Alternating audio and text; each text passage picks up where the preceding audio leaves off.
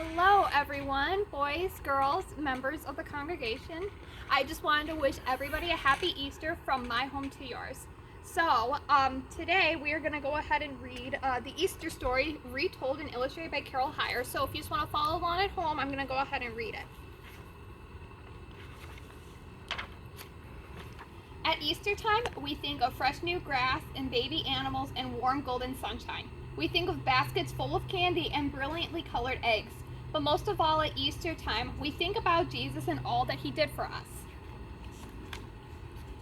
Jesus was born in a manger in Bethlehem on the first Christmas day. A great star shone in the sky above the stable, and its sparkling light led shepherds and great kings alike to baby Jesus. They brought gifts and knelt to worship the newborn child, the Son of God. Many years before, the prophets had foretold that this birth would take place and that God's Son would save the world. When Jesus grew to be a man, he traveled across the country healing the sick and the lame and teaching about God. Everywhere Jesus went, people gathered to hear him speak, and the little children flocked around him because he greeted them with love and kindness. When the time came for Jesus to fulfill the teachings of the early prophets, he journeyed to the city of Jerusalem with his closest followers, the disciples. Jesus rode into the city on a little donkey, and people lined the streets to see him. They laid palm branches on the ground to make a soft carpet for his donkey's feet. Jesus entered the city of Jerusalem, surrounded by love and glory on this, the first Palm Sunday. Upon his entry into Jerusalem, Jesus went straight to the temple, where he expected to find people worshiping. Instead, he found merchants buying and selling and trying to make money. Jesus was so angry that he threw the money boxes into the air and chased the merchants away. Then Jesus entered the temple to teach and to pray. The leaders of the temple saw this and saw the crowd draw closer to hear Jesus' teachings, and they began to turn against him. Inside the temple, Jesus told wonderful stories called parables and debated the law with the chief priests and the elders of the temple. The leaders of the temple did not like to see people listening so closely to Jesus, so they asked him questions and tried to trick him into saying something wrong. When asked what was the greatest commandment of all, Jesus answered, "Love God with all your heart, and this I give you as a new commandment, love your neighbor as yourself."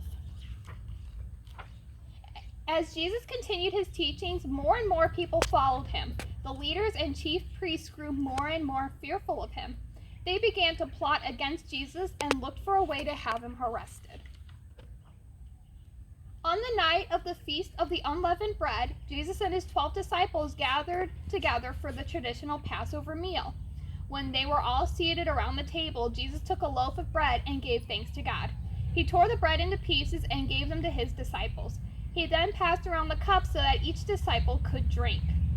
Jesus knew that this would be the last time he would sit and eat with the disciples, but he asked them to remember him in the future by gathering together to share this meal. This was Jesus' Last Supper.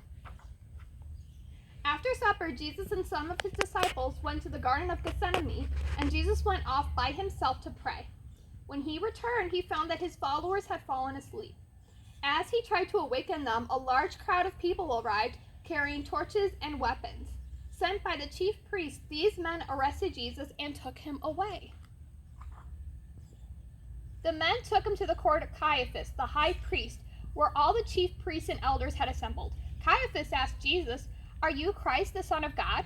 When Jesus replied, "Yes, it is as you say," those assembled ordered him to be taken to the high Roman court and brought him before Pilate. As it was customary to release one prisoner each Passover, Pilate went to the people and asked if they wanted to release Jesus. But the chief priests had stirred up the crowd, and the people angrily shouted for Jesus' death. Pilate let the crowd take Jesus away, and the soldiers put him on a cross. While the soldiers waited for him to die, Jesus' friends gathered around the cross, trying to comfort each other. As Jesus' death grew near, the day seemed to turn into night. Thunder roared, and lightning pierced the darkness of the sky.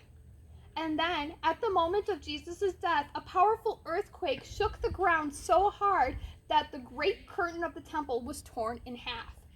Later in the day, one of Jesus' followers took down his body and tenderly laid it in a tomb. A huge heavy stone was rolled in front of the opening, and a soldier was sent to stand guard. Early Sunday morning, the third day after Jesus' death, a group of women brought spices to the tomb to anoint Jesus' body. But they found that the stone had been rolled away. And when they entered the tomb, they saw that Jesus' body was gone. The women were angry and afraid, and they cried out, wondering who would have taken Jesus away. Suddenly, a man dressed in all white appeared. He asked the women, "Why do you look for the living among the dead? He is not here. He is risen." The women ran to tell the disciples of the disappearance of Jesus' body. When they heard the news, 2 of the disciples returned to the tomb with one of the women, Mary Magdalene. They entered the tomb and found strips of linen lying on the ground and burial clothes folded neatly nearby. The disciples left the tomb feeling sad and afraid because Jesus had been taken away. Mary Magdalene remained alone outside the tomb weeping. As she sobbed, she heard a man's voice ask her, "Why do you cry?" Not looking up, she replied, "Sir, if you have taken Jesus away, please tell me where you have put him." Then the man said, "Mary," and she lifted her head to see Jesus standing before her. Jesus was alive and talking to her. Mary ran to tell the disciples, who rejoiced to know that Jesus was risen. When Jesus met once more with his friends, he said to them, "Go throughout the whole world, tell all the people what you have seen and heard. And remember, wherever you go, I will be there with you always, even until the end of time." This is why Christians celebrate Easter. We remember that Jesus gave up his life because he loved us. And on Easter morning, we rejoice because Jesus Christ rose from the dead and lives. And we know that because of him, we too can live. So boys and girls and members of the congregation, I want all of you to go forward and share the love of God today and to pray for everyone. And I hope that all of you stay safe and healthy on this Easter Sunday. I appreciate you spending time with me today, and I hope to see you all again soon.